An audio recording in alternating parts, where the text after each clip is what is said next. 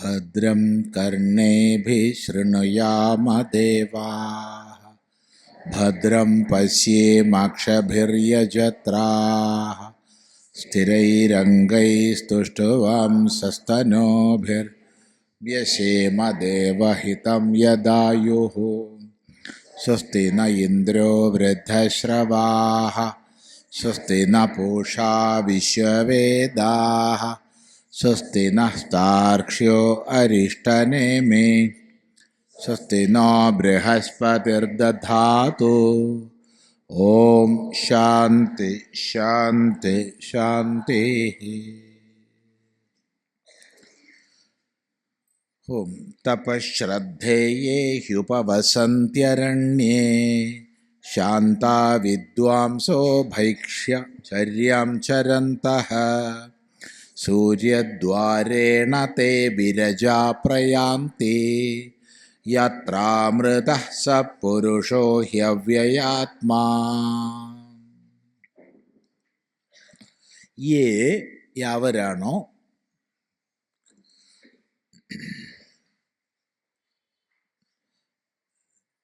ഇന്ന് ഈ പുതിയ മലയാളത്തിൽ യാവർ എന്നുള്ള പ്രയോഗം ആരും പറയാറില്ല. അത് നമ്മൾ തള്ളിക്കഴിഞ്ഞു. അങ്ങനെ തള്ളിക്കഴിഞ്ഞാൽ പിന്നെ എന്തിനാ പ്രയോഗിക്കണമെന്ന് ചോദിച്ചാൽ, സംസ്കൃതത്തിൻ്റെ ഭാവത്തെ അതേപടി മലയാളത്തിൽ ബോധിപ്പിക്കണമെങ്കിൽ അത് ഉപയോഗിച്ചേ മതിയാവും. കാരണം പൊതുവെ ഏവർ എന്നാണ് പറയുക. ഏവരാണോ എന്നാണ് പറയുക. ഏവരാണോ എന്ന് പറഞ്ഞാൽ അത് കെ എന്നുള്ളതിൻ്റെ അർത്ഥമാണ്. അപ്പം കേക്ക് എന്തർത്ഥം പറയും? കെ എന്നുള്ളതിന് ഏവർ എന്ന് പറയണം. അപ്പോൾ എ എന്നുള്ളതിന് കെ എന്നുള്ളതിൻ്റെ അർത്ഥം പറഞ്ഞാൽ എ എന്നുള്ളതിന് എന്ത് പറയും? അപ്പം നമ്മൾ സമ്പന്നരാണ്, നമ്മൾ ദരിദ്രരല്ല. അതാദ്യം മനസ്സിലാക്കുക. നമ്മൾ സമ്പന്നരാണ്. ആ സമ്പന്നത എടുത്ത് ഉപയോഗിച്ചൂടെ? എന്തിനാ അതിപ്പോൾ പൂട്ടി വയ്ക്കണ? സമ്പന്നത പൂട്ടി വയ്ക്കാനുള്ളതല്ലല്ലോ, എടുത്ത് ഉപയോഗിക്കാനുള്ളതല്ലേ. അതുകൊണ്ട് യത് ശബ്ദത്തിന് തർജ്ജമ ചെയ്യുമ്പോൾ സ്ത്രീലിംഗത്തിലാണെങ്കിൽ യാതൊരുവൾ, പുല്ലിംഗത്തിലാണെങ്കിൽ യാതൊരുവൻ, നപുംസകലിംഗത്തിലാണെച്ചാൽ യാതൊന്ന് എന്ന രീതിയിൽ പറയണം. അപ്പോൾ യാവരാണോ ബഹുവചനം യേ തപശ്രദ്ധേ ഉപവസന്തി, തപശ്രദ്ധകളെ ഉപവസിക്കുന്നത്, ഉപാസിക്കുന്നത്.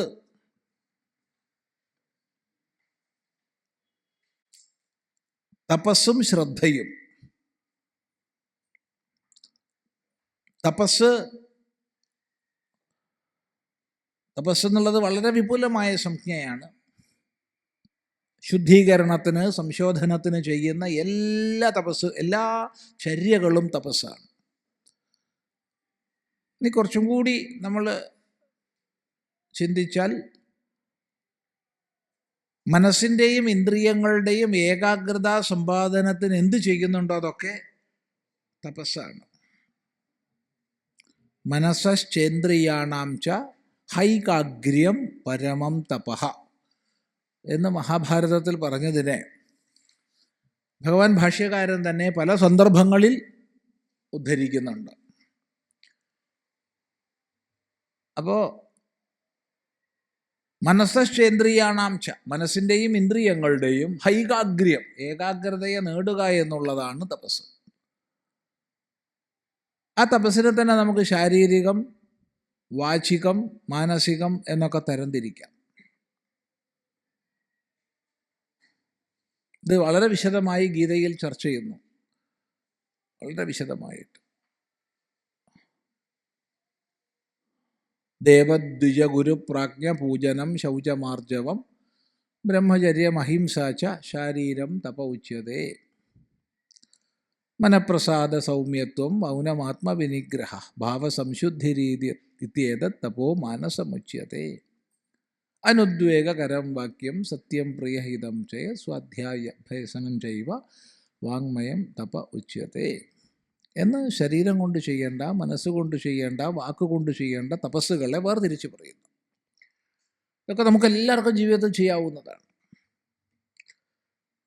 അപ്പോൾ ജീവിതത്തെ തപോനിഷ്ഠമാക്കി ചിത്തശുദ്ധിക്കായിക്കൊണ്ട്, ഏകാഗ്രതയ്ക്കായിക്കൊണ്ട്, തത്വജ്ഞാനത്തിനായിക്കൊണ്ട് തൻ്റെ സാധനാ ജീവിതത്തിൽ സത്യാന്വേഷണത്തിൻ്റെ ഭാഗമായി തപസ്സനുഷ്ഠിച്ചു കഴിയുന്നവർ യാവരാണോ, പോരാ, ശ്രദ്ധായുക്തന്മാരായി കഴിയുന്നത്. ശ്രദ്ധ എന്ന് പറഞ്ഞാൽ ഗുരുശാസ്ത്രങ്ങളിലുള്ള സത്യത്വ ബുദ്ധിയാണ് ശ്രദ്ധ.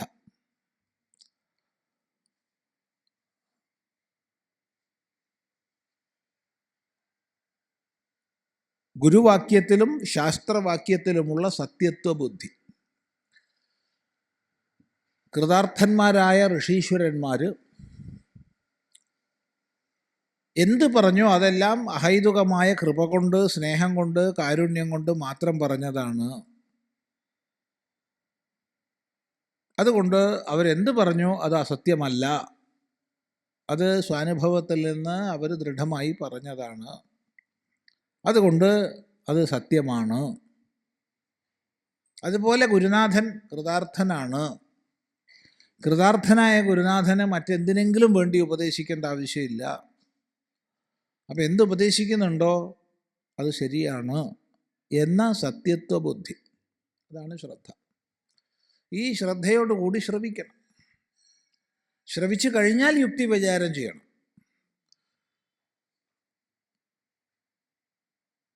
അത് പ്രത്യേകം ശ്രദ്ധിക്കണം. ശ്രവണാനന്തരം മനനം വരുന്നു. മനനം യുക്തിപൂർവകമായ വിചാരമാണ്.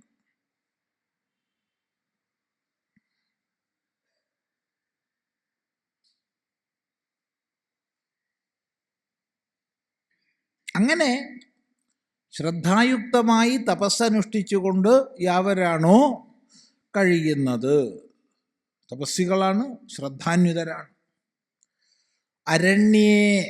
അരണ്യത്തിൽ, വനത്തിൽ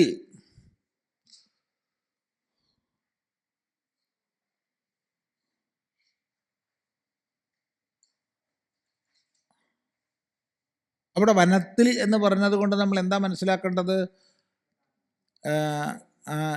ഗൃഹസ്ഥാശ്രമ ധർമ്മം പാലിച്ചുകൊണ്ടല്ല,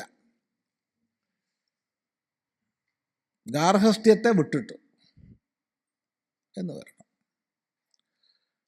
അത് വാനപ്രസ്ഥരാവാം, സന്യാസിയാവാം, ബ്രഹ്മചാരിയും ആവാം. ഗൃഹസ്ഥനല്ല എന്നുള്ളത് ഉറപ്പ്. നേരത്തെ പറഞ്ഞതോ ഗൃഹസ്ഥനാണെന്നുറപ്പ്. ഇത് ആറാം മന്ത്രത്തിൽ ബ്രഹ്മലോകപ്രാപ്തി പറയുന്നത് ഗൃഹസ്ഥനെ സംബന്ധിച്ചാണ്. അതെങ്ങനെയാണ് ഗൃഹസ്ഥനാണെന്ന് ഉറപ്പ് പറഞ്ഞത്? അവിടെ പറഞ്ഞിട്ടില്ലല്ലോ. യാഗം നിർവഹണത്തിൽ പതിയും പത്നിയും ഒന്നിച്ചിരുന്നിട്ടാണ് യാഗനിർവഹണം ചെയ്യുന്നത്. പത്നി സമേതനായിട്ട് യജമാനൻ അഥവാ പതി സമേതയായിട്ട് യജമാന എന്നുള്ള രീതിയിലാണ് യാഗനിർവഹണം നടക്കുക. അവിടെ സന്യാസിയല്ല യാഗം ചെയ്യുന്നത്. കാലം മാറി മാറി സന്യാസം അടക്കം യാഗം ചെയ്യുന്ന വൈപരീത്യം ഇപ്പം ഉണ്ട് എന്നുള്ളത് വേറെ വിഷയം.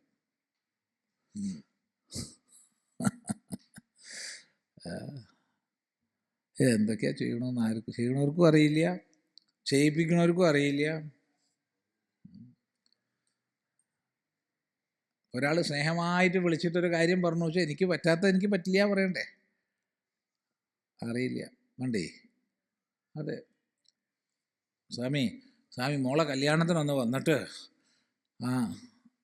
മണ്ഡപത്തിലൊന്ന് ഇരുന്ന് അനുഗ്രഹിക്കണം എന്ന് പറഞ്ഞാൽ അയാളുടെ യാതൊരു സ്നേഹക്കുറവും എനിക്കില്ല. സ്നേഹം മാത്രമേ ഉള്ളൂ. പക്ഷേ ഞാൻ തൊഴുതുകൊണ്ട് പറയും, അതിന് എന്നെ വിളിക്കണ്ട. ഒരു കാര്യം ചെയ്യും, ഒരു കട്ടൻ ചായയൊക്കെ തരും, അതിൻ്റെ 2 ദിവസം മുമ്പ് അല്ലെങ്കിൽ തലേന്നൊക്കെ വന്നിട്ട് പോരാ. അത് മോശം കർമ്മ എന്നാണോ സ്വാമി പറഞ്ഞത്? മോശമല്ല, നല്ലതാണ്. നല്ല എല്ലാത്തിനും എല്ലാവരും പറ്റില്ലല്ലോ. അല്ലെങ്കിൽ നല്ല ഇനി പറഞ്ഞ സന്യാസിമാർ പറ്റുകയില്ല എന്നാണ്. നല്ല ഒരു കാര്യത്തിനും കൊള്ളാത്ത വർഗ്ഗമാണ് സന്യാസിമാരെ വർഗം എന്നാണ്. പോരെ, എന്ത് വേണം? എന്തെങ്കിലും മംഗളകർമ്മത്തിന് പോകുമ്പോൾ ഒരു സന്യാസിനെ കണ്ടാൽ തന്നെ മുടിഞ്ഞു അന്നത്തെ കാര്യം എന്നാ പറയുക. മോട്ടത്തലയം വന്ന് നിൽക്കണത് വഴിയിൽ, ഇങ്ങനെ വേറെ സ്ഥലമൊന്നുമില്ലെന്ന്.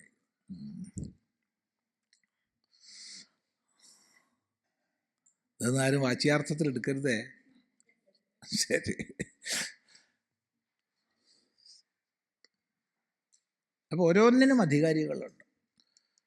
യാഗനിർവഹണം ചെയ്യുന്നത് യജമാനൻ പത്നി സമേതനാണ്. ഗൃഹസ്ഥനാണ്. എന്നാൽ ഉപവസന്തി അരണ്യേ എന്ന് പറയുമ്പോൾ അയാൾ ഗാർഹസ്ഥ്യം ഉപേക്ഷിച്ച ആളോ അല്ലെങ്കിൽ ഗാർഹസ്ഥ്യത്തിലേക്ക് പ്രവേശിക്കാത്ത ആളോ ആണ്. അരണ്യേ എങ്ങനെയുള്ളവരാ?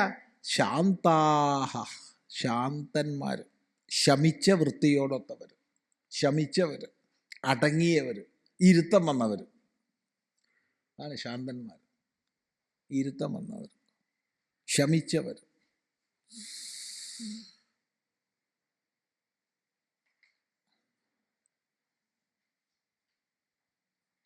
ഒരിക്കൽ ഒരാൾ വേദാന്തം പഠിക്കാൻ ഗുരുനാഥൻ്റെ അടുത്ത് പോയി. ഗുരുനാഥൻ അങ്ങനെ പഠിപ്പിക്കുമോ എന്ന് ചോദിച്ചു. ഗുരുനാഥൻ പറഞ്ഞു, ഇരുന്നാൽ പഠിപ്പിക്കാം. ഇയാൾ മുമ്പിൽ ചമ്മരം പടിഞ്ഞിരുന്നു.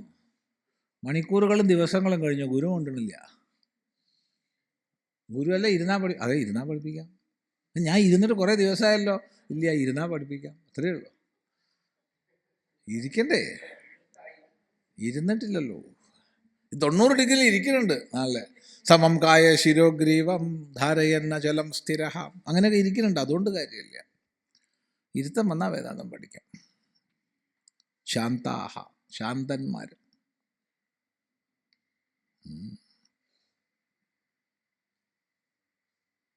ശമിച്ച വൃത്തിയോടൊത്തവർ. പലതിൻ്റെ പിന്നാലെ പരക്കം പായുന്ന എല്ലാ തിളയ്ക്കലും നിന്നു, തണുത്തു.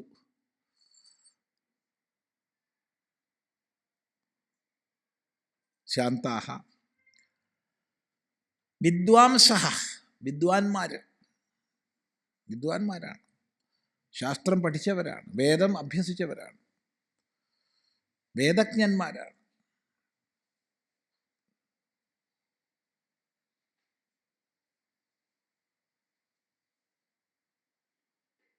ഭൈക്ഷ്യചര്യാം ചരന്തഃ, ഭൈക്ഷ്യചര്യയെ ചരിക്കുന്നവർ. ഭൈക്ഷ്യചര്യാം എന്ന് പറഞ്ഞാൽ ഭൈക്ഷ്യചര്യയെ, ചരന്തഃ ചരിക്കുന്നവർ, ആചരിക്കുന്നവർ. ചരന്തഃ ആചരന്തഃ, ആചരിക്കുന്നവർ. അപ്പോൾ ഇവിടെ ഭൈക്ഷ്യചര്യാം എന്ന് പറഞ്ഞാൽ ഭിക്ഷാടനം ചെയ്യുന്നവർ. അപ്പോൾ ഉറപ്പായി ഗൃഹസ്ഥനല്ല. ഗൃഹസ്ഥന് ഭിക്ഷാടനം വിഹിതമല്ല. ബ്രഹ്മചാരിക്ക് ഭിക്ഷാടനം വിഹിതമാണ്. പക്ഷെ പ്രശ്നമുണ്ട്. എന്താ പ്രശ്നം? ബ്രഹ്മചാരിക്ക് ഭിക്ഷാടനം വിഹിതമാണ്, പക്ഷേ പ്രശ്നമുണ്ടെന്ന് പറഞ്ഞാൽ അയാൾക്ക് അപരിമിതമായ ഭിക്ഷാടനാധികാരമില്ല.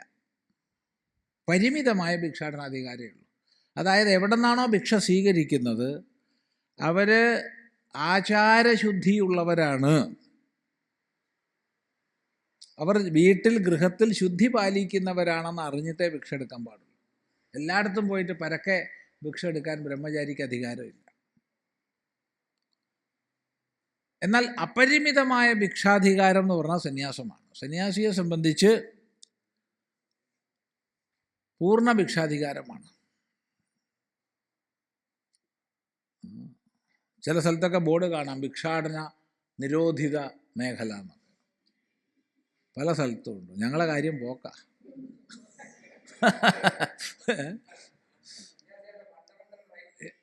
അതെ, സന്യാസിമാരുടെ അടിസ്ഥാന അവകാശത്തെയാണ് നിഷേധിച്ചിട്ടുള്ളത്. ഭിക്ഷാടന നിരോധിത മേഖല. എന്നാൽ അവിടെ നടക്കണ പോലെ ഭിക്ഷാടനം വേറെ എവിടെയും നടക്കില്ല. കാരണം ഭിക്ഷാടനത്തിൻ്റെ പുതിയ മോഡല്, പുതിയ രൂപങ്ങളാണ് നടക്കുക. ഒരു റെസീറ്റ് ബുക്ക്, ഒരാൾക്ക് പകരം ഒരു 4-5 പേര്, അമ്പല കമ്മിറ്റി, ആശ്രമ committee, sports and arts club, ഇങ്ങനെ പല പേർ. അത് ഭിക്ഷാടനമല്ലേ? ഭിക്ഷാടന നിരോധന മേഖല എന്ന് ബോർഡും വയ്ക്കും, പിരിവിന് പോവുകയും ചെയ്യും. അതെങ്ങനെയാണ് നടക്കുക? അല്ലെങ്കിൽ ശിവാനന്ദപുരി സ്വാമിയെ വിളിച്ചു കൊണ്ടുപോയിട്ട് ശാപ്പാട് തന്ന് ഒരു ഭിക്ഷയും. ഭിക്ഷാടന നിരോധന മേഖല ചെയ്യുന്നുണ്ടാവും. രണ്ടും കൂടി ഒക്കൂല, ഏതെങ്കിലും ഒന്നേ പറ്റുള്ളൂ.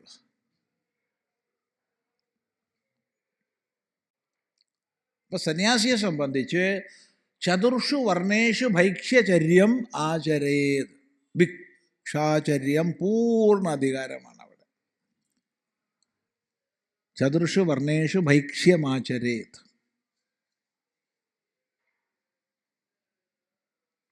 ഇവിടെ ഒരു നേരം പോക്ക് പറഞ്ഞുതരാം.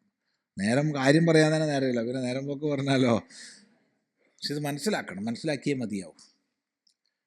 1700കളുടെ ഒടുവിലാണോ ഇനി 800കളുടെ ആരംഭത്തിലാണോ എന്നറിയില്ല.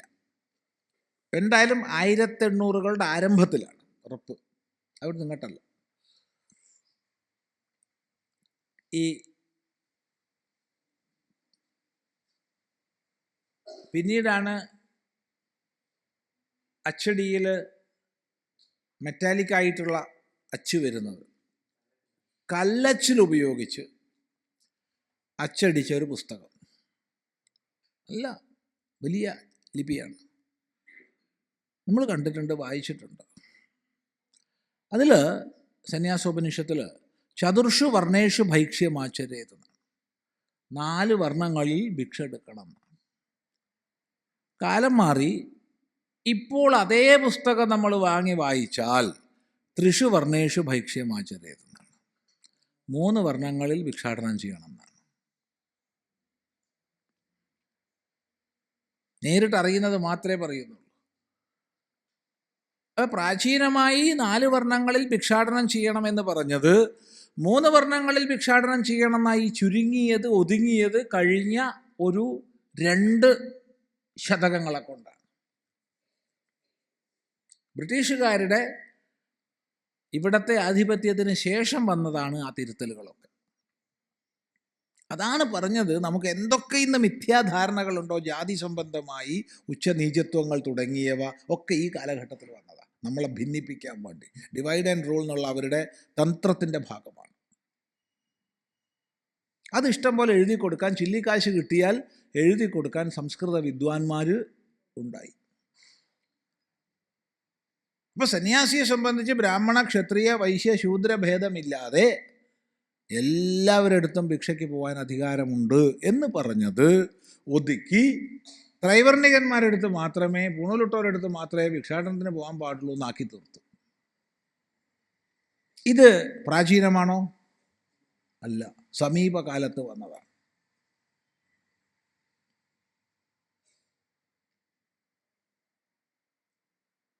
അതുകൊണ്ട് ഇപ്പോൾ ചതുർഷു വർണ്ണേഷു ഭൈക്ഷ്യമാചരേതെന്ന് ശ്രുതി ഉണ്ടെന്ന് പറഞ്ഞാൽ പലരും പറയും, സ്വാമി വെറുതെ കള്ളം പറയരുത്, അങ്ങനെ ഇല്ല, ത്രിഷു വർണ്ണേഷു ഭൈക്ഷ്യമാചരേതെന്നേ ഉള്ളൂ എന്ന് പറയും.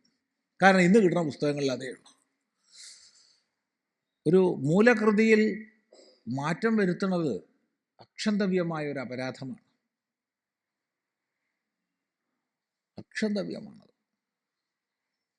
പക്ഷേ ഈ അപരാധം ഇന്നും ചെയ്തുകൊണ്ടിരിക്കേണ്ടത് നമ്മളൊക്കെ വെച്ചാൽ നമ്മളെ സമൂഹം എന്നർത്ഥം. ഞാൻ ചെയ്യുന്നു, നീ ചെയ്യുന്നു എന്നുള്ള അർത്ഥത്തിലല്ല. വലിയ പ്രശ്നമാണ്. വളരെ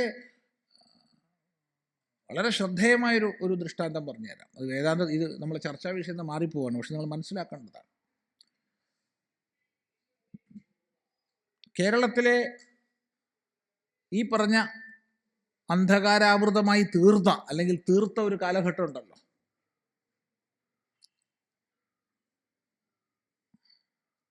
ആ അന്ധകാരാവൃതമായ അവസ്ഥയിൽ നിന്ന് കേരളത്തെ സമുദ്ധരിച്ചത്, പ്രകാശത്തിലേക്ക് പുനരാനയിച്ചത് ഒട്ടനേകം മഹാപുരുഷന്മാരും അവരുടെ നേതൃത്വത്തിലുള്ള പ്രവർത്തനങ്ങളുമാണ്.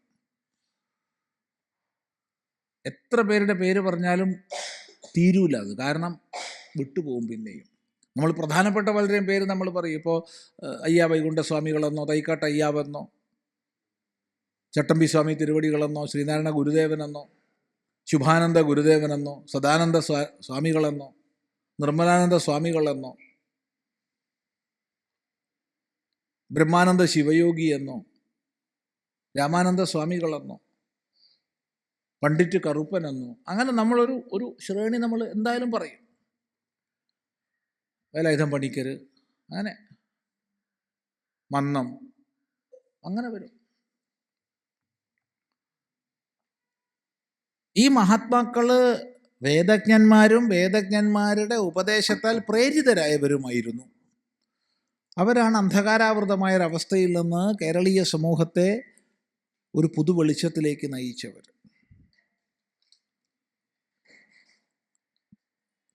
അതിൽ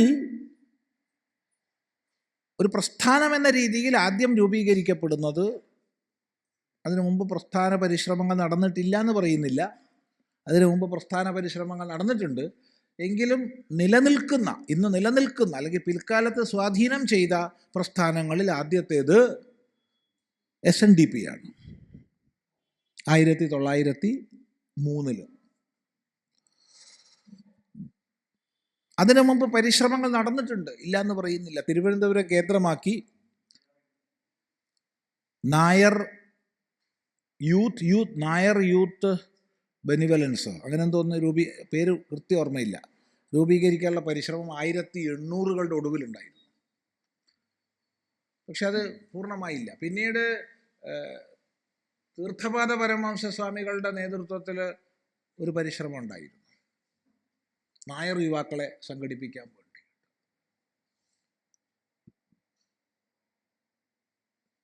എങ്കിലും ഒരു സാർത്ഥകമായി തീർന്നത് നായർ ഭൃത്യജന സംഘമാണ്. 1914 ഒക്ടോബറിൽ നായർ ഭൃത്യജന സംഘം. ഈ നായർ ഭൃത്യജന സംഘമാണ് പിന്നീട് പേര് മാറ്റി നായർ സർവീസ് സൊസൈറ്റി എന്ന് NSS ആയത്. പിന്നീട് വളരെ കാലങ്ങൾക്ക് ശേഷമാണ്.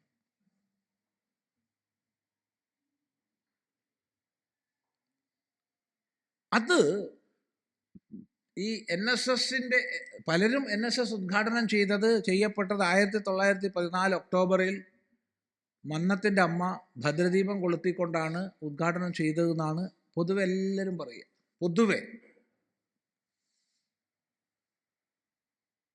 നമുക്ക് പറയാനുള്ളത് അത് നായർ ഭൃത്യജന സംഘമായിരുന്നു. പിന്നീടാണ് അത് NSS ആയിട്ട് കമ്പനിയായിട്ട് ഫോം ചെയ്യുന്നത്.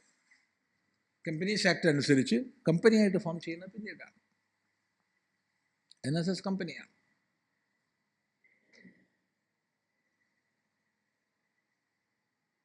ഇത് 1914 ഒക്ടോബറിലാണെങ്കിൽ 1914 ഏപ്രിലിൽ ഒരു നായർ മഹാസമ്മേളനം നടന്നു കോട്ടയത്ത് വെച്ചിട്ട്.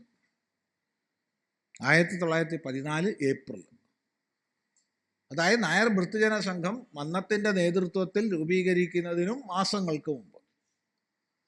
ആ സമ്മേളനത്തിൽ ഭദ്രദീപം കൊളുത്തി ആ സമ്മേളനം ഉദ്ഘാടനം ചെയ്തത് ശ്രീനാരായണ ഗുരുദേവനായിരുന്നു. അവരുദ്ഘാടനം ചെയ്യാൻ ചട്ടമ്പി സ്വാമി തിരുവടികളെ ആയിരുന്നു കണ്ടത്. സ്വാമിയെ ക്ഷണിക്കാൻ പോയി. സ്വാമി നല്ല തെറി പറഞ്ഞ് അവർ ഓടിച്ചു. ഇനി പറ്റി ആരുണ്ട് എന്ന് ആലോചിച്ചപ്പോൾ അവരുടെ മുമ്പിൽ വന്ന പേര് ശ്രീനാരായണ ഗുരുദേവൻ്റെ പേരായിരുന്നു.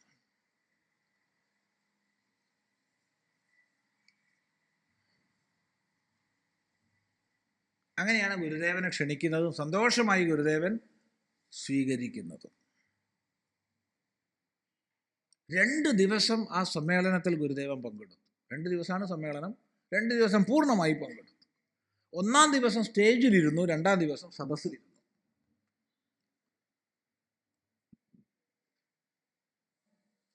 സ്റ്റേജിൽ ഗുരുദേവനോടൊപ്പം മൂലൂരും മറ്റും ഉണ്ടായിരുന്നു, സരസകവി മൂലൂരും മറ്റും ഉണ്ടായിരുന്നു.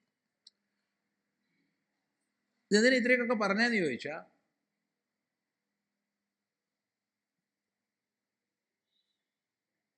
നായർ വേറെ, ഈഴവർ വേറെ, തീയർ വേറെ എന്നൊക്കെ ഉള്ള ഒരു ഭാവന ഇന്ന് വല്ലാതെ ഗ്രസിച്ചുകൊണ്ടിരിക്കുന്ന ഒരു കാലത്താണ് നമ്മൾ ജീവിക്കുന്നത്.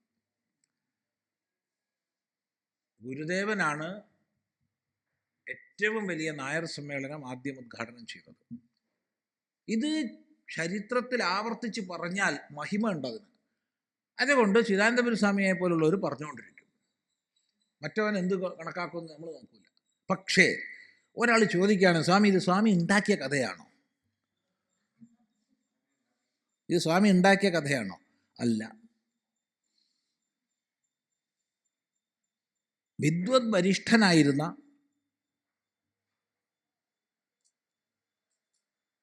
വലിയ വിദ്വാനും അതുപോലെ ഭക്തനും അതുപോലെ സംഘാടകനും ഒക്കെ ആയിരുന്ന പരമപൂജ്യ ഗീതാനന്ദ സ്വാമികൾ, ശിവഗിരി മഠത്തിൻ്റെ മഠാധിപതിയായിരുന്ന ഗീതാനന്ദ സ്വാമികൾ രചിച്ച ഭഗവാൻ ശ്രീരാമകൃഷ്ണൻ ശ്രീനാരായണൻ, ഭഗവാൻ ശ്രീനാരായണ എന്നുള്ള, ഭഗവാൻ ശ്രീനാരായണ ഗുരു എന്നാണോ ഭഗവാൻ ശ്രീനാരായണനാണെന്ന് ഓർമ്മയില്ല, എന്തായാലും ആ ഗ്രന്ഥത്തിൽ വളരെ വിസ്തൃതമായി ഇത് മുഴുവൻ പ്രതിപാദിച്ചിട്ടുണ്ട്. സ്വാമിജി ഒരിക്കലും അസത്യം എഴുതില്ല.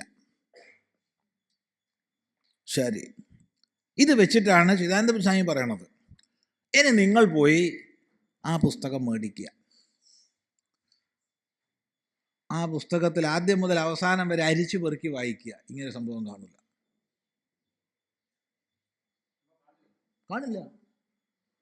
സെക്കൻഡ് എഡീഷൻ വന്നപ്പോൾ ഇതൊക്കെ മാറ്റിക്കളഞ്ഞു. ഇവിടെയാണൊരു ചോദ്യം. ഒരു രചയിതാവ് ജീവിച്ചിരിക്കെ അയാൾക്ക് അത് തിരുത്താനുള്ള അധികാരമുണ്ട്. ഒരു രചയിതാവ് ജീവിച്ചിരിക്കെ അയാൾക്ക് അയാളുടെ ഗ്രന്ഥത്തിൽ എന്ത് തിരുത്തലുകൾ വരുത്താം. മഹർഷി അരവിന്ദ ഘോഷ് സാവിത്രി എഴുതിയിട്ട് 28 പ്രാവശ്യം തിരുത്തിയിട്ടുണ്ട്. 28 പ്രാവശ്യം. പക്ഷെ അരവിന്ദ ഘോഷ് സമാധി ആയതിനു ശേഷം ആരെങ്കിലും സാവിത്രി കൈവച്ചിട്ടുണ്ടോ? ഇല്ല, തൊടാധികാരമില്ല. ഗീതാനന്ദ സ്വാമികൾ ഉള്ള കാലത്ത് സ്വാമിജി തിരുത്തി പറഞ്ഞാൽ നമുക്ക് മനസ്സിലാക്കാം. സ്വാമിജി സമാധിയായിട്ട് വർഷങ്ങൾ കഴിഞ്ഞിട്ടാണ് ഈ തിരുത്തൽ വരുത്തിയത്. അപ്പം ചിദാനന്ദപുരി സ്വാമിയെ പോലുള്ളവർ പ്രസംഗിച്ചാൽ എന്തായി? ചിദാനന്ദപുരി കള്ളനായി. ഇയാൾക്ക് ദുരുദ്ദേശമുണ്ട്, ഇയാൾ ഈഴവനാണ്. ആര്? ചിദാനന്ദപുരി സ്വാമി ഈഴവനാണ്. അതുകൊണ്ട് നായർ സംഘടന പോലും ഉണ്ടാക്കിയത് ഞങ്ങളുടെ ഗുരുദേവനാണെന്ന് സമർത്ഥിക്കാനുള്ള ത്വര കൊണ്ടാണ് അയാളിത് പറയുന്നത് എന്നാണ് ഞങ്ങൾ നായരെന്ന് അഭിമാനിക്കുന്ന കുറേ എണ്ണം എന്ന് പറയണത്. ചിദാനന്ദപുരി നായരുമല്ല, ചിദാനന്ദപുരി ഈഴവരുമല്ല, ഹിന്ദു മാത്രമാണ്. ഹിന്ദുവാണ്, ഗോത്രം ഇല്ലാന്നൊന്നും പറയില്ല, ഹിന്ദുവാണ്. ഞാൻ ഗോത്രം എന്നാ സൂത്രം എന്നൊന്നും പറഞ്ഞാൽ സംഗതി ശരിയാവില്ല. അഭിമാനത്തോടു കൂടി പറയും ഞാൻ ഹിന്ദു ആണെന്ന്. അത് വിട്ട് കളിയില്ല.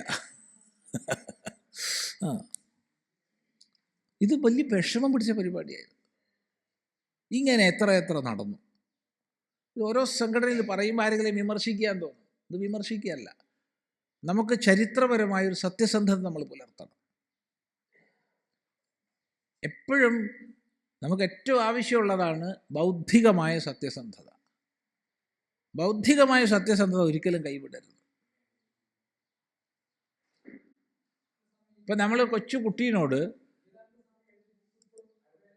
അവൈലബിളാണ്, സെക്കൻഡ് എഡീഷനിൽ അവർ തിരുത്തി, ഫസ്റ്റ് എഡീഷൻ നമ്മളെടുത്തുണ്ട്, ആശ്രമത്തിലുണ്ട്. അതില്ലല്ലോ. സെക്കൻഡ് എഡീഷൻ ഉണ്ടാക്കിയ അവർ കോപ്പിറൈറ്റിൻ്റെ 25 കൊല്ലം കഴിഞ്ഞാൽ നമുക്ക് ഇതായിരുന്നു ഫസ്റ്റ് എഡീഷൻ എന്ന് പറഞ്ഞ് ഇറക്കാം. പക്ഷെ ഇറക്കി അത് വലിയ സംഘർഷം ഉണ്ടാക്കും. കാരണം ഇപ്പോൾ ശിവഗിരി മഠത്തിൻ്റെ മഠാധിപതിയായിരിക്കുന്ന സച്ചിദാനന്ദ സ്വാമിയാണ് അതിൻ്റെ പബ്ലിഷർ. അപ്പം ഞങ്ങൾ തമ്മിലുള്ളൊരു പ്രശ്നത്തിനിടയാക്കും. അത്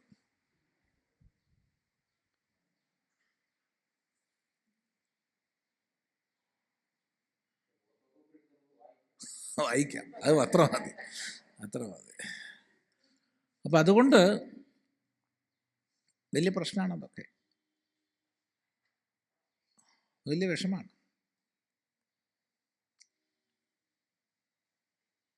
കേരളത്തിൽ ശ്രീരാമകൃഷ്ണ പ്രസ്ഥാനത്തെ കൊണ്ടുവന്നത് ഏറ്റവും പ്രധാനമായി നിർമ്മലാനന്ദ സ്വാമികളാണ്. കേരളത്തിലുള്ള ശ്രീരാമകൃഷ്ണ മഠങ്ങളുടെ ഭൂരിഭാഗവും സ്ഥാപിച്ചത് നിർമ്മലാനന്ദ സ്വാമികളാണ്. ആരാ നിർമ്മലാനന്ദ സ്വാമികൾ? ശ്രീരാമകൃഷ്ണദേവൻ്റെ നേരിട്ടുള്ള ശിഷ്യനാണ്, സംശയമില്ല. സന്ദർഭവശാൽ 16 പേര് അഗ്നിസാക്ഷികമായി സന്യാസ പ്രതിജ്ഞ ചെയ്ത ദിവസം ആ വേദിയിൽ തുളസി മഹാരാജ് ഉണ്ടായിട്ടില്ല. അന്ന് അദ്ദേഹത്തിന് അവിടെ എത്തിപ്പെടാൻ പറ്റിയിട്ടില്ല. കാരണം അത് മുൻകൂട്ടി പ്ലാൻ ചെയ്തൊന്നും ആയിരുന്നില്ല. കാരണം ശ്രീരാമകൃഷ്ണദേവൻ്റെ സമാധിക്ക് ശേഷം എല്ലാ അന്തരംഗ ശിഷ്യന്മാരും ഏതെങ്കിലും അന്തരംഗ ശിഷ്യൻ്റെ വീട്ടിൽ ഒത്തുകൂടുക അത് പതിവായിരുന്നു. സത്സംഗങ്ങൾ ചെയ്യാതുള്ളത്, തമാശ പറഞ്ഞിരിക്കുക, പാട്ട് പാടുക ഒക്കെ പതിവായിരുന്നു. അങ്ങനെയാണ് 1896 ഡിസംബർ 24 രാത്രി 1886 ഡിസംബർ 24 രാത്രി അവരെല്ലാം കോൽക്കട്ടയിൽ ഒരു ഗൃഹത്തിൽ ഒത്തുകൂടിയത്. നല്ല തണുപ്പുള്ള കാലമായതുകൊണ്ട് അവർ അഗ്നി ജ്വലിപ്പിച്ചു, അതിനു ചുറ്റുമിരിക്കുകയാണ്. നരേന്ദ്രൻ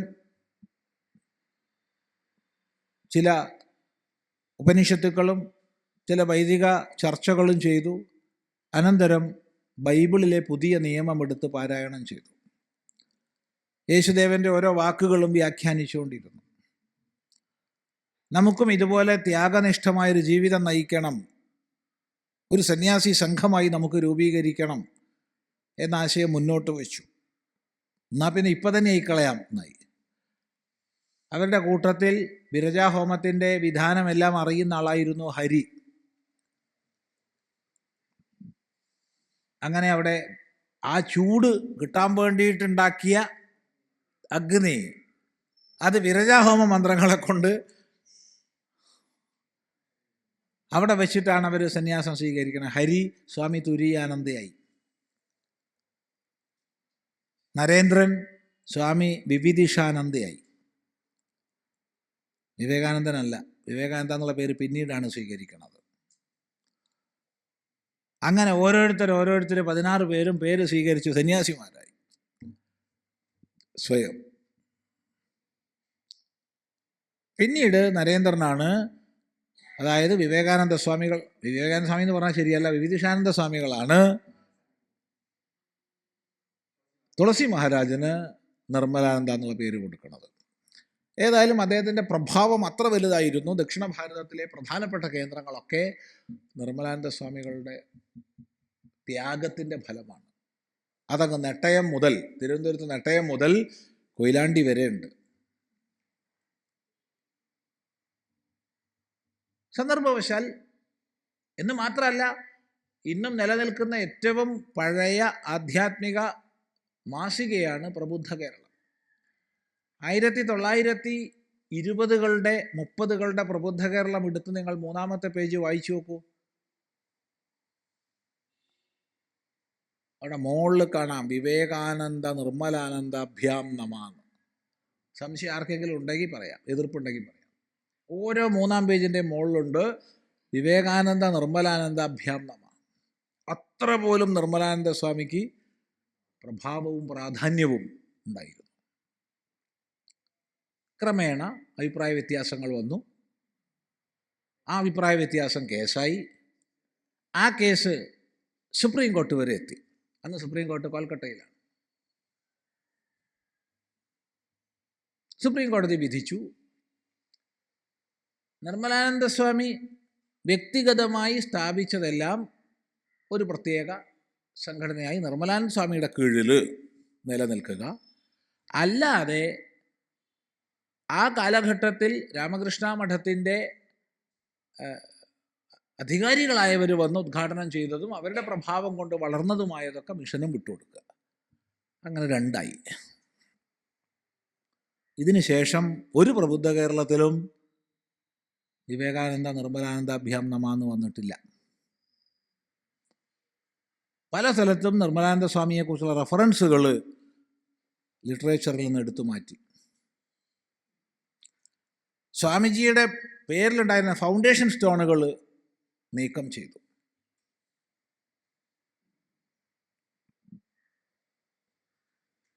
അത് യാഥാർത്ഥ്യങ്ങളാണ് പറയുന്നത്. പക്ഷെ അപ്പോഴും ഇപ്പോഴും എപ്പോഴും ആ സത്യത്തെ അംഗീകരിച്ച് ജീവിച്ച് ബഹുമാനിച്ച് ഒരുപാട് മഹാത്മാക്കളുണ്ട്. ഈ സന്ദർഭത്തിൽ നമ്മൾ നമസ്കരിക്കുന്നത് പരമപൂജ്യ മൃഡാനന്ദ സ്വാമികളെയാണ്. മൃഡാനന്ദ സ്വാമിജി മഠാധിപതിയായിരിക്കുമ്പോഴും നിർമ്മലാനന്ദ സ്വാമിയുടെ ഫോട്ടോ റൂമിലുണ്ടായിരുന്നു. അതൊന്നും യാതൊരു വിട്ടുവീഴ്ചയും ചെയ്തിട്ടില്ല. ഇതെന്തിനാ പറഞ്ഞതെന്ന് ചോദിച്ചാൽ, ഒരു ഗ്രന്ഥകർത്താവ് ജീവിച്ചിരിക്കുമ്പോൾ അതിൽ തിരുത്തലുകൾ വരുത്താൻ അയാൾക്ക് അധികാരമുണ്ട്. ഞാൻ എഴുതിയൊരു പുസ്തകം ഞാൻ ജീവിച്ചിരിക്കെ എനിക്ക് തിരുത്തൽ വരുത്താൻ അധികാരമുണ്ട്. പക്ഷേ ഞാൻ കത്ത് കഴിഞ്ഞാൽ, എൻ്റെ കാറ്റ് പോയി കഴിഞ്ഞാൽ വേറെ ആൾക്ക് തിരുത്താൻ അധികാരമില്ല. അഥവാ അത് തെറ്റാണെങ്കിൽ അതിൽ ടിപ്പണി പോലെ എഴുതാം. സ്വാമി എഴുതിയത് തെറ്റാണെന്നാണ് ഞങ്ങളുടെ പഠനത്തിൽ മനസ്സിലാവുന്നത്, ടിപ്പണി എഴുതാം എന്നല്ലാതെ തിരുത്താൻ അധികാരമില്ല. പക്ഷേ ഇങ്ങനെ പലതും സംഭവിച്ചിട്ടാണ് ചരിത്രം മറഞ്ഞു പോകുന്നത്.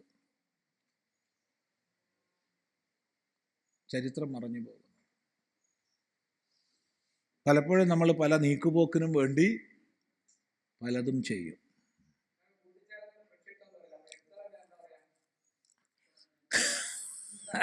അല്ല, അത് തമാശയല്ല, എന്തെങ്കിലും പറയണം.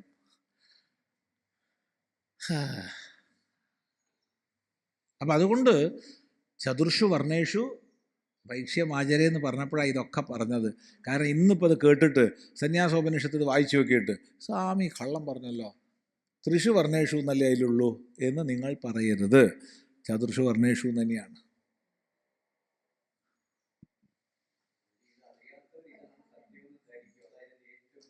അപ്പം അതിനല്ലേ പറയണത്. നമ്മളൊക്കെ പറയണതിനാ, ആർക്ക് എന്ത് വിരോധം തോന്നിയാലും തിരക്കേടില്ല എന്ന് വിചാരിച്ച് പറയണതിന് വേണ്ടിയിട്ടാണ്. ഇപ്പം ഇന്ന് പറഞ്ഞതിൽ തന്നെ പലർക്കും വിരോധങ്ങൾ ഉണ്ടാകുന്ന പലതും ഉണ്ട്. ഇതൊക്കെ അവിടെ റെക്കോർഡ് ചെയ്യുന്നുണ്ട്, ഇത് യൂട്യൂബിൽ കയറും. നിങ്ങൾ ഈ പറയുന്ന ശബ്ദങ്ങളൊക്കെ അതിലേക്ക് വരും കേട്ടോ, മനസ്സിലായിക്കൊള്ളണം.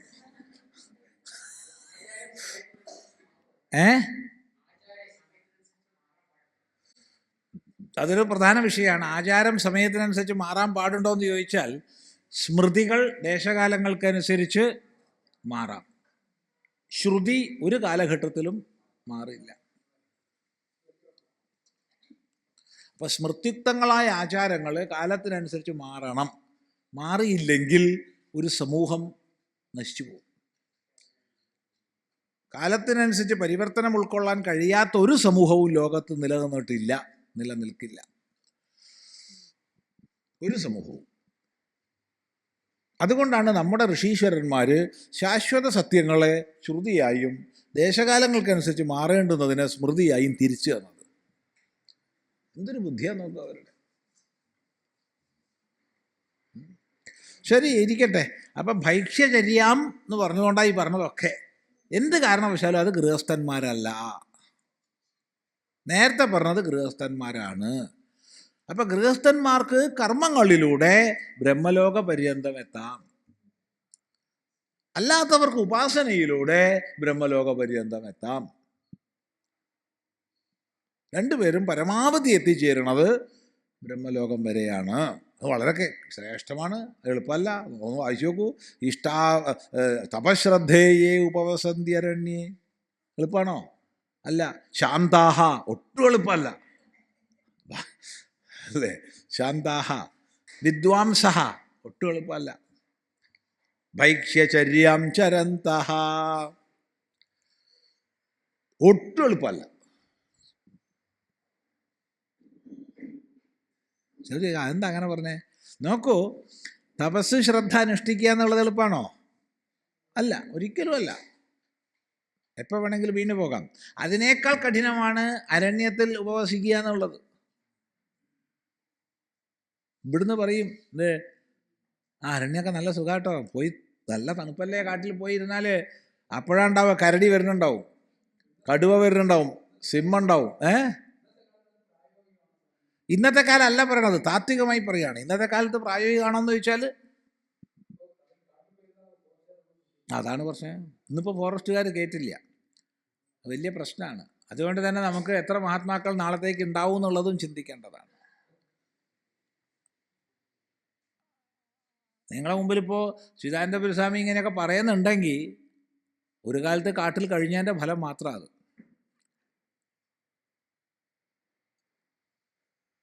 കൊടുങ്കാട്ടിൽ കഴിഞ്ഞതിൻ്റെ ഫലമാണ് ഇപ്പോൾ ഈ പറയണത്, അല്ലാണ്ട് വേറെ ഒന്നിൻ്റെ അല്ല. പക്ഷെ ഇപ്പോൾ ഉപാസനയ്ക്കായിക്കൊണ്ട് നമ്മുടെ പൂർവികന്മാരും മാറ്റിവെച്ച കാടുകൾ നമുക്ക് അപ്രാപ്യങ്ങളാണ്. അത് കേന്ദ്ര സർക്കാരിൽ വേണ്ടതുപോലെ ഒരു സമ്മർദ്ദം ചെലുത്തി എന്തെങ്കിലും ഒരു പരിവർത്തനം വരുത്തിയില്ലെങ്കിൽ നാളത്തേക്ക് നമുക്ക് അധ്യാപകരുണ്ടാവില്ല. ഇവിടെ തന്നെ ഏറ്റവും പ്രധാനപ്പെട്ടിട്ടുള്ള ഓരോ കേന്ദ്രവും നോക്കിക്കോളൂ. ഏറ്റവും അധികം നമ്മുടെ ലോകത്തിൽ ദക്ഷിണ ഭാരതത്തിൽ നിന്ന് വന്നിട്ടുള്ള ആചാര്യന്മാർ, ലോകം മുഴുവൻ വേദാന്തത്തെ പ്രചരിപ്പിച്ചവർ 90% ഒരു സംശയമില്ലാതെ പറയാം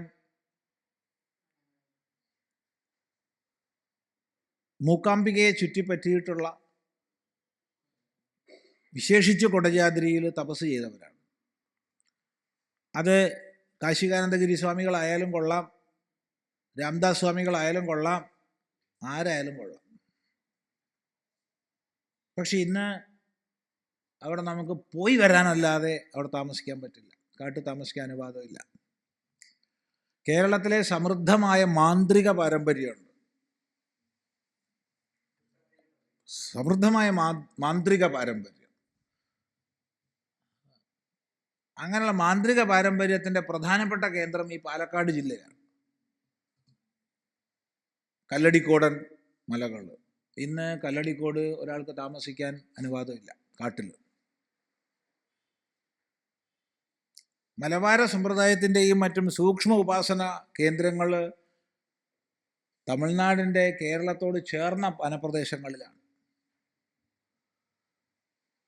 മുട്ടിക്കുളം തുടങ്ങിയ തീർത്ഥസ്ഥാനങ്ങൾ, ദേവിയുടെ സാക്ഷാത് സന്നിധിയായിട്ടാണ് മുട്ടിക്കുളം മാനിക്കപ്പെടുന്നത്.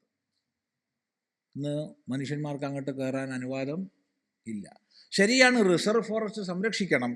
റിസർവ് ഫോറസ്റ്റ് സംരക്ഷിക്കുന്നതിന് നിയമങ്ങൾ വേണം, വേണ്ടാന്ന് നമുക്ക് അഭിപ്രായമില്ല. പക്ഷേ ഏത് നിയമം പാസ്സാക്കുമ്പോഴും അതിൽ ചില മാനദണ്ഡങ്ങൾ വെച്ച് ചില ക്രമീകരണങ്ങൾ കൊണ്ടുവരാൻ സർക്കാരിന് സാധിക്കും. ഏറ്റവും അധികം ശാക്തേയ ഉപാസകന്മാർ വന്നിട്ടുള്ളത് ആസാമിലെ കാടുകളിൽ നിന്നാണ്. ആസാമിലെ കാടുകളിൽ ഇന്ന് താമസിക്കാൻ പറ്റൂല. അപ്പോൾ കാടുകൾ തപസ്സികൾക്ക് അന്യമാകുമ്പോൾ നഷ്ടപ്പെടുന്നത് ഭാവിയിലേക്കുള്ള ആചാര്യന്മാരെയാണ്. ഇതിന് ഗൗരവം കുറച്ചല്ല. പക്ഷെ എന്ത് ചെയ്യാനൊക്കും? കാരണം മാവോയിസ്റ്റുകൾ വന്ന് താവളമാക്കുന്നു.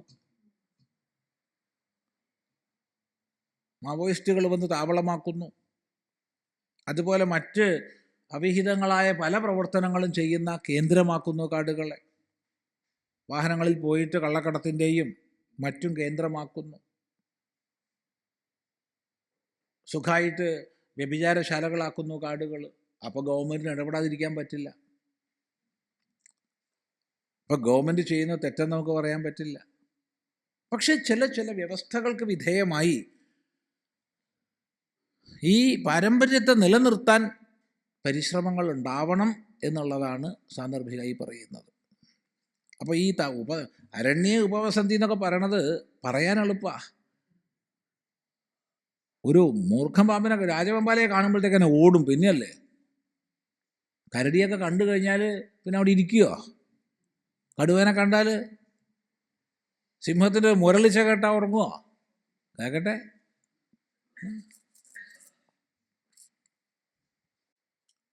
ഞങ്ങൾ കുറച്ച് പേര് ഒരു ഗുഹയിൽ സന്തോഷമായിട്ട് കിടക്കുക.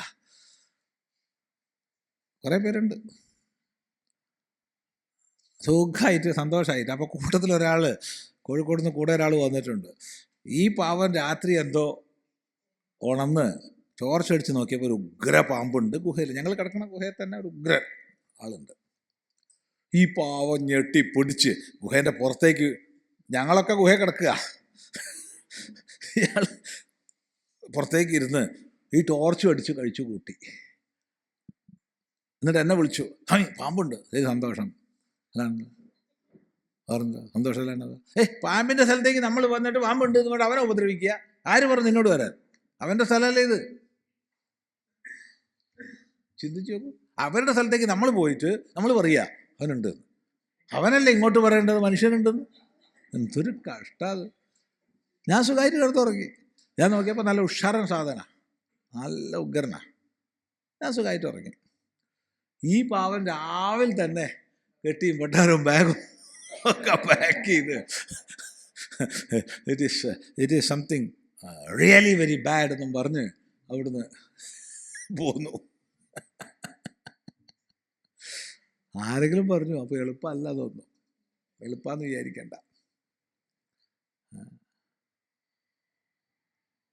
ഞാനും നമ്മളെ സ്വാമിനി ശിവാനന്ദപുരിയും നമ്മളെ സ്വാമി സത്യാനന്ദപുരി ഇവിടെ ഉണ്ട് ഒക്കെ അന്ന് അവിടെ ഉണ്ടായിരുന്നു. നമ്മൾ ജനാർദ്ദനൻ ശരിയുള്ളൂ. ഞങ്ങൾക്കൊന്നും ഒരു കുഴപ്പമുണ്ടായിട്ടില്ല. ഞങ്ങൾ സുഖമായി കിടന്നുറങ്ങി, കെട്ടിപ്പിടിച്ച് എല്ലാവരും കൂടി കിടന്നുറങ്ങി. അല്ലാണ്ട് എന്താ പ്രശ്നം? അവരുടെ സ്ഥലത്തേക്കല്ലേ നമ്മൾ പോണത്. അപ്പം ഈ അരണ്യം എന്നൊക്കെ പറയാൻ വളരെ എളുപ്പമാണ്. സിംഹം ഒന്നും വേണ്ട, അട്ടനെ കണ്ടാൽ മതി. അയ്യോ വേണ്ടേ, എന്തിനാ അട്ട, ഒരു കൊതു വന്നാൽ മതി. പിന്നല്ലേ സ്വാമി ധ്യാനം ശരിയായില്ല കേട്ടോ, എന്താണ് കൊതു വന്നു സ്വാമി, ഓ സന്തോഷം. അപ്പം ഈ ഇതൊക്കെ എന്തിനാ പറഞ്ഞതെന്ന് വെച്ചാൽ ഉപവസന്തി അരണ്യം എന്നുള്ളതിൻ്റെ ഗൗരവം പറയാനാ. അതിനേക്കാൾ കഠിനമാണ് ശാന്താഹ, ശാന്തനാവുക എന്നുള്ളത്. ഇതൊക്കെ ചെയ്താലും പൊട്ടിത്തെറിക്കും, ശാന്തത കൈവരുന്നില്ല. ഇനി ശാന്തത കൃത്രിമമായി അഭിനയിച്ചാലോ, സന്ദർഭം വരുമ്പോൾ ഒരൊറ്റ പൊട്ടിത്തെറിക്കലായിരിക്കും, ഉഗ്രവിസ്ഫോടനം. ശാന്താഹ വിദ്വാംസഹ, അതിനേക്കാൾ പ്രയാസമാണ്.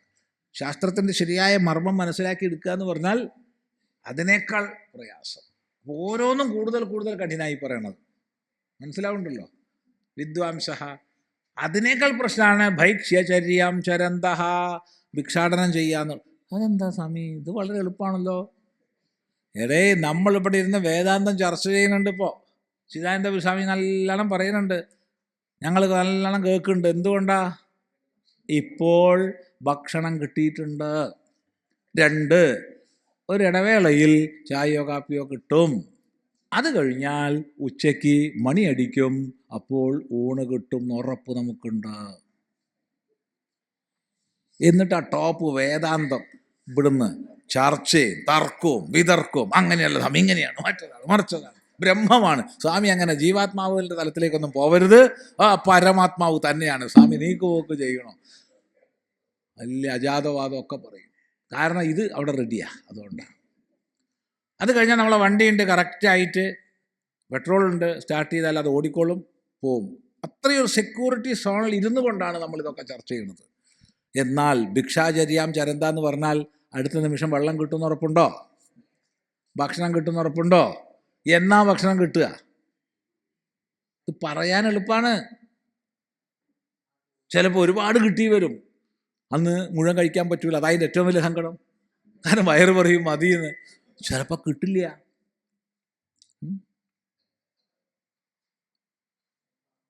വലിയ പ്രശ്നമാണ്.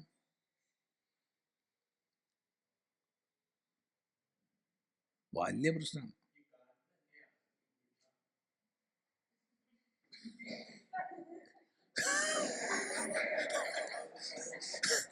അതൊരു ചോദ്യമാണ്. രണ്ടർത്ഥം.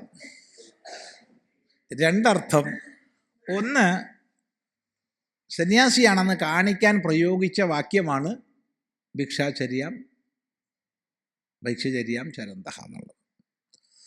2, ഭിക്ഷാടനം ചെയ്യുന്ന ആളെ സംബന്ധിച്ച് അയാൾക്ക് ഏത് കിട്ടിയാലും ഭിക്ഷ തന്നെയാണ്. കാട്ടുന്നൊരു പഴം കിട്ടിയാലും അത് അമ്മ പ്രകൃതി തന്ന ഭിക്ഷയാണ്. ഒരു കിഴങ്ങ് കിട്ടിയാലും അത് ഭിക്ഷ തന്നെയാണ്. ഒരു പൂവ് കിട്ടിയാലും ഭിക്ഷ, ഇല കിട്ടിയാലും ഭിക്ഷ തന്നെയാണ്. ഭാവനയാണത്. 3, ഈ കാട്ടിൽ നിന്ന് അയാൾ അന്നം ശേഖരിക്കാൻ വേണ്ടി പുറമെ ഗ്രാമങ്ങളിലേക്ക് വന്ന് ഒരാഴ്ചത്തേക്കോ മറ്റോ ഉള്ള അന്നം ശേഖരിച്ച് തിരിച്ചു പോകാം. ഇങ്ങനെയൊക്കെ ഭിക്ഷാടനാവാം. അതുകൊണ്ട് ശ്രുതി മാറ്റാനൊന്നും സാധ്യമല്ല. സ്മൃതിയാണെങ്കിൽ നമുക്ക് മാറ്റിയൊക്കെ ആയിരുന്നു. അപ്പം അതുകൊണ്ട് ഭൈക്ഷ്യചര്യാം ചരന്തഃ വളരെ പ്രയാസമാണ്, വളരെ പ്രയാസമാണ്.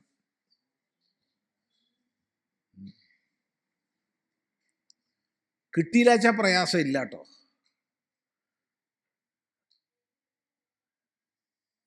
കിട്ടിയില്ല വെച്ചാൽ വലിയ പ്രയാസമില്ല. പക്ഷേ കിട്ടുമെന്ന് പറഞ്ഞിട്ട് കിട്ടാതിരിക്കുക, അപ്പോൾ സങ്കടമാവും. അപ്പോൾ വീണ്ടും കിട്ടുമെന്ന് പറയും, അപ്പോൾ വീണ്ടും സമാധാനമാവും, പിന്നെയും കിട്ടാണ്ടിരിക്കും. അപ്പോഴോ? മനസ്സിലായില്ല? ഇല്ല. വിശക്കണം എന്നാലേ അറിയുള്ളൂ.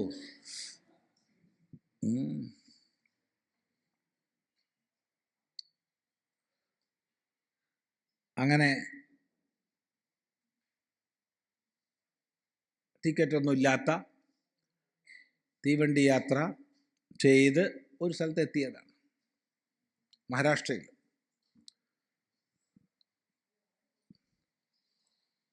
വിശന്നിട്ടും വയ്യ, ദാഹിച്ചിട്ടും വയ്യ. ശരി. അപ്പോൾ രണ്ട് സാധുക്കളെ പരിചയപ്പെട്ടു, ഒരു ചുമപ്പും ഒരു വെള്ളയും. ചുമപ്പ് മുണ്ട്, ചുമപ്പ് പുതപ്പ്, ചുമപ്പ് തലയെക്കെട്ട്, മുഴുവൻ ചുമപ്പാണ്. വെള്ളമുണ്ട്, വെള്ള പുതപ്പ്, വെള്ള തലയെക്കെട്ട്, അങ്ങനെ ചുമപ്പും വെള്ളയും. രണ്ടുപേരെയും പരിചയമായി. ചുമപ്പ് കുറച്ചൊരു തീവ്രവാദിയാണ്, ഒരു രജപ്രകൃതിയാണ്. വെളുപ്പ് അയാളുടെ ശിഷ്യനാണ്, പക്ഷെ അത്ര വലിയൊരു പോരാ, തീവ്രത പോരാ. ഏതായാലും അവർ പറഞ്ഞു, സാധു, ഇവിടെ അടുത്ത് ഒരു വീടുണ്ട്, വലിയ സദ്യ നടക്കുന്നുണ്ട്, നമുക്കൊന്ന് പോയി നോക്കാം. എന്തൊരു സന്തോഷം. അപ്പോൾ ഇതൊരു കല്യാണമായിട്ട് ബന്ധപ്പെട്ട ചടങ്ങാണ്, വിവാഹം. അവിടെ അടുത്ത് ചെല്ലുമ്പോൾ തന്നെ ഒരു സന്തോഷം, ഭക്ഷണത്തിൻ്റെ മണമൊക്കെ നല്ലോണം ഉണ്ട്.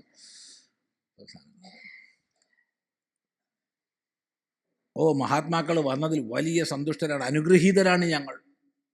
ഇരുന്നു ഒരു വരിയിൽ. അപ്പുറത്ത് വരിയുണ്ട്, അപ്പുറത്തെ ആൾക്കാരുണ്ട്, അവർക്കൊക്കെ വിളമ്പി കൊടുക്കുന്നുണ്ട്, ഞങ്ങൾക്ക് വിളമ്പിടില്ല. ഇതൊക്കെ അങ്ങനെ കാണുകയും ചെയ്യുക, വിശപ്പും ഉണ്ടാവുക, അതിൻ്റെയൊക്കെ മണം മൂക്കിലേക്ക് വരിക. ഇത് പറയാൻ എളുപ്പമാണേ. കുറേ നേരം ഇരുന്നു, ബാക്കിയൊക്കെ ഇരുന്ന് വെച്ച് കൈയൊക്കെ കഴുകിപ്പോയി. ഉടനെ ഒരാൾ വലിയ കുണ്ടമ്പടിയും കൊണ്ടുവന്നു. എണീറ്റ് ഓടിനടാ. ഓടുകയല്ലാണ്ട് എന്ത് ചെയ്യാനാ? കുണ്ടമ്പടീന് തല്ല് കിട്ടുന്നതിനേക്കാൾ നല്ലതല്ലേ എണീറ്റ് ഓടുന്നത്. എണീറ്റ് ഓടി. അങ്ങനെ ഓടി പുറത്ത് ഗേറ്റിൻ്റെ അടുത്ത് എത്തിയപ്പോൾ രണ്ടുപേര് വന്നു. അയ്യോ, മഹാത്മാക്കൾ എങ്ങോട്ടാ പോണത് ഭക്ഷണം കഴിക്കാതെ? അത് ഞങ്ങളങ്ങനെ ഓടിച്ചതാണ്. അയ്യോ, അത് വിവരമില്ലാത്തവരാണ്, ക്ഷമിക്കണം, ഞങ്ങളുടെ മുകളിൽ കൃപ ഉണ്ടാവണം. അത് വന്നിരിക്കുക. രണ്ടാമതും പോയിരുന്നു. കിട്ടിയാൽ മനസ്സിലായില്ലേ? രണ്ടാമതും പോയിരുന്നു. ഇത് തന്നെ അനുഭവം വീണ്ടും. അപ്പുറമൊക്കെ വിളമ്പി, ഞങ്ങൾക്ക് മൂന്നാക്കും വിളമ്പിയില്ല. കുണ്ടമ്പടി എടുത്ത് വന്നു, ഓടിക്കാൻ വന്നു, ഞങ്ങൾ ഓടി. അയ്യോ, സങ്കടമാവണു, കരച്ചിലും വരണു, വിശപ്പ് കൊണ്ട് സഹിക്കാനും വയ്യ. നേരത്തെ എത്ര വിശപ്പുണ്ടല്ല. അത് നമുക്ക് മൂത്രം ഒഴിക്കണം തോന്നിയാച്ചോളൂ. ഒരു പ്രാവശ്യം മൂത്രം എന്ന് പറഞ്ഞു നോക്കൂ, അപ്പോൾ ഉടനെ മൂത്രം ഒഴിക്കാൻ തോന്നും. പിന്നെ പ്രശ്നമാണ്, പിന്നെ മുട്ടിച്ച് നിൽക്കാൻ പറ്റില്ല. അതുപോലെയാണ് ഈ ഭക്ഷണേ. ഇതിൻ്റെ മണമൊക്കെ ആയപ്പോഴും ഇതിൻ്റെ പേര് കേട്ടപ്പോഴും ആകെ കഴിക്കണം എന്നുള്ളതായി. രണ്ടാമതും ഇറങ്ങി ഓടി, മൂന്നാമതും ഞങ്ങളെ അകത്ത് കയറ്റിയിരുത്തി. അപ്പോഴാണ് വന്നിട്ട് പറയണത്, ഇനിയിപ്പോൾ ബീഫ് വേണമെങ്കിലാവാം, ബീഫ് വാങ്ങിച്ചാവാം, ബാക്കിയൊക്കെ തീർന്നു. അവിടുന്ന് ഇറങ്ങി ഓടി. അല്ലാണ്ട് എന്ത് ചെയ്യാനാ? ബീഫ് കഴിക്കാൻ പറ്റുമോ?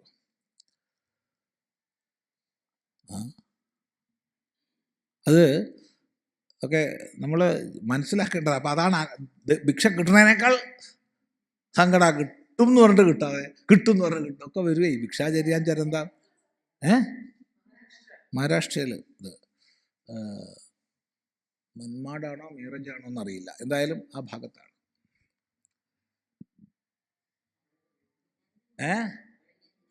എന്ത്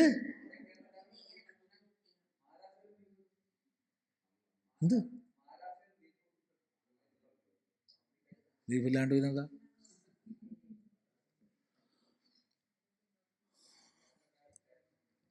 ഗോവധം നിരോധിക്കപ്പെട്ട സ്ഥലമാണ്.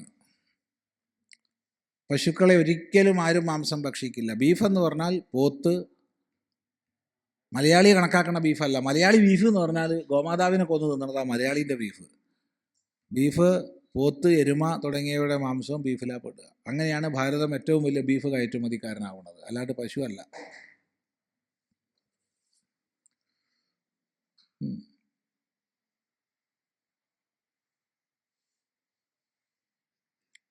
അപ്പോൾ ഇതൊക്കെ ഇവിടെ സുഖമായിട്ട് മണിയടിച്ചാൽ ശാപ്പാട് കിട്ടുന്ന ഉറപ്പുള്ള ഇടത്തിരുന്ന് ചർച്ച ചെയ്യാൻ നമുക്ക് വളരെ എളുപ്പമാണ്. ഭൈക്ഷ്യചര്യാം ചരന്തഹ ഒട്ടും എളുപ്പമല്ല. അങ്ങനെയുള്ളവർ വിരജാഹ, മാലിന്യം നീങ്ങിയവരായി, രജസ് ഒഴിഞ്ഞവരായി, എല്ലാ മാലിന്യവും നീങ്ങിയവരായി, രജസ് ഒഴിഞ്ഞവരായി, സൂര്യദ്വാരേണ പ്രയാന്തി, സൗരമാർഗത്തിലൂടെ പോകുന്നു. 2 മാർഗമാണ്, ചാന്ദ്രമാർഗവും സൗരമാർഗവും.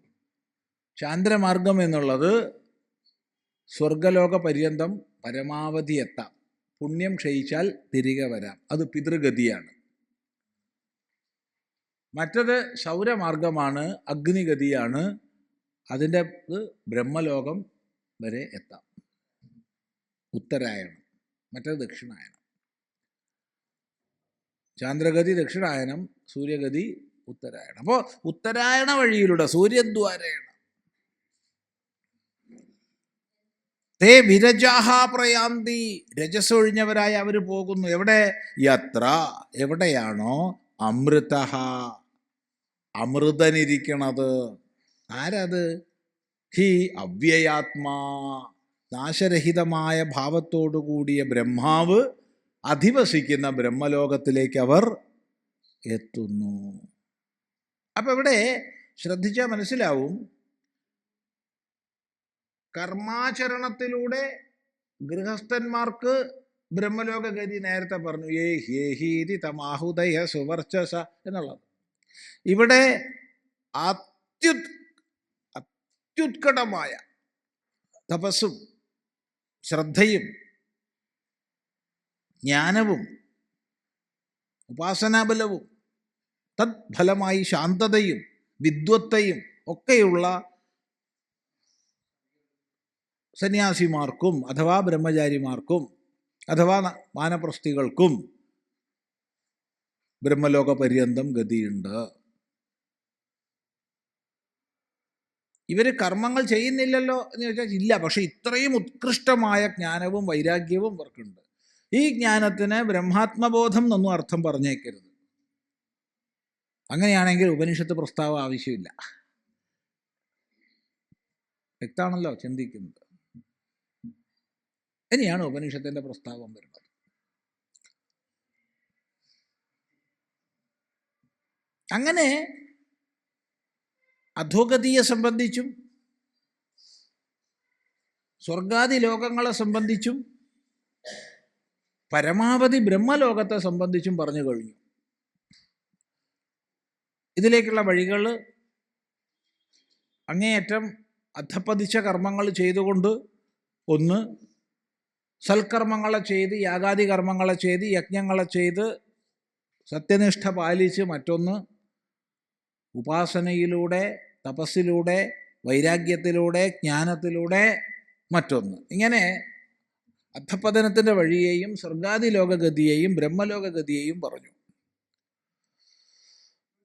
ഈ പറയുന്നതിൻ്റെയൊക്കെ ഉപക്രമം നേരത്തെ പറഞ്ഞിട്ടുണ്ട്. പര, അപര, 2 ഇതെല്ലാം അപരയിൽപ്പെട്ടതാണ്. അപ്പം എന്താ പര? അത് അക്ഷര സാക്ഷാത്കാരമാണ്. അപ്പം അതിനുള്ള വഴി എന്താ? അതെന്താ? ആ ചിന്തയിലാണ് ഉപനിഷത്ത് ആരംഭിക്കുന്നത്. അപ്പം എത്രമാത്രം ഗരിമയാർന്നതാണ്, ഉന്നതമാണ് എന്ന് നമ്മൾ മനസ്സിലാക്കാൻ വേണ്ടിയിട്ടാണ് ഇവിടെ ഋഷീശ്വരൻ ഈ ബ്രഹ്മലോക പര്യന്തമുള്ള എല്ലാം പറഞ്ഞു വെച്ച ശേഷം ഉപനിഷത്ത് പ്രസ്താവന ചെയ്യുന്നത്. വ്യക്തമാണല്ലോ. അപ്പോഴേ നമുക്കതിൻ്റെ ആ ഒരു ഗൗരവം വേണ്ടതുപോലെ ഉണ്ടാവുള്ളൂ. ശ്രദ്ധിക്കുക.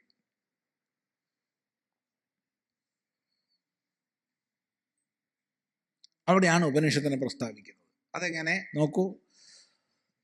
പരീക്ഷ്യ ലോകാൻ കർമ്മചിതാൻ ബ്രാഹ്മണോ നിർവേദമായാത് നാസ്ത്യകൃതകൃതേന തദ്വിജ്ഞാനാർത്ഥം സ ഗുരുമേവാഭിഗച്ഛേത് സമിത്പാണിഃ ശ്രോത്രിയം ബ്രഹ്മനിഷ്ഠം.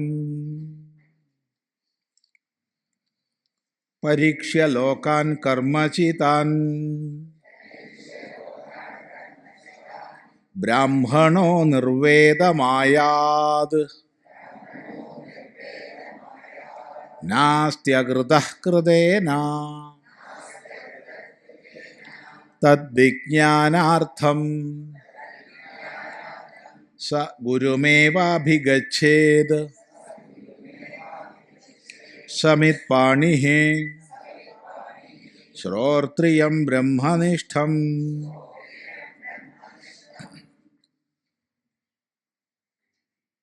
ബ്രാഹ്മണഃ ബ്രാഹ്മണൻ ലോകാൻ പരീക്ഷ്യ ലോകങ്ങളെ പരീക്ഷിച്ചിട്ട് ലോകങ്ങളെ പരീക്ഷിച്ചിട്ട് പരീക്ഷിക്കാണ്ടൊന്നും ചെയ്യരുത്, നല്ലപോലെ പരീക്ഷിച്ചിട്ട്. എന്തിനെ പരീക്ഷിച്ചിട്ട്? കർമ്മചിതാൻ ലോകാൻ കർമ്മങ്ങളിലൂടെ നേടാൻ കഴിയുന്ന ലോകങ്ങളെ, കർമ്മചിത്തങ്ങളായ ലോകങ്ങൾ. ചയനേന്നാണ് ധാതു. അപ്പോൾ കർമ്മചിതാൻ എന്ന് പറഞ്ഞാൽ കർമ്മത്തിലൂടെ നേടിയെടുത്ത സഞ്ചിതമായ ലോകത്തെ, ലോകങ്ങളെ ബഹുവചനാണ്. പരീക്ഷിച്ചറിഞ്ഞിട്ട് വിസ്തരിച്ച് പഠിക്കേണ്ടതാണ്, അർത്ഥം മാത്രം പറയുന്നു. നിർവേദമായാത് നിർവേദത്തെ പ്രാപിക്കണം, വൈരാഗ്യത്തെ പ്രാപിക്കണം.